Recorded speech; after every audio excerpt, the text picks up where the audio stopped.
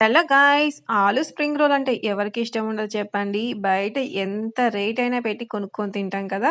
ఎందుకంటే వాటి టేస్ట్ అనేది మరి అంత బావుంటది. మరి వాటిని ఇంట్లోనే తయారు చేసుకున్నామనుకోండి మనకు మనీ సేవ్ అవుతాయి. అలాగే టేస్టీగా కూడా మనం తయారు చేసుకోవచ్చు.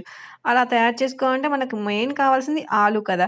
మరి స్టిక్స్ అంటే మన ఇంట్లో ఉంటాయి, ఉండవు ఒక్కొక్కసారి. అలాంటప్పుడు మనం మెయిన్ చేయాల్సింది ఏంటంటే మన ఇంట్లో అందరి ఇండ్లలో కూడా టూత్ పిక్స్ అనేవి ఉంటాయి కదా! ఆ టూత్ పిక్‌కి మంచిగా ఇలా ఆలుని మధ్యలో ఇలా కుచ్చి మనం కత్తిపీటతో గాని, చాకుతో గాని ఇలా రౌండ్‌గా కట్ చేసుకోవాలి. ఇలా కట్ చేసుకున్న తర్వాత ఒక్కొక్కటిని కూడా విడదీసుకోవాలి.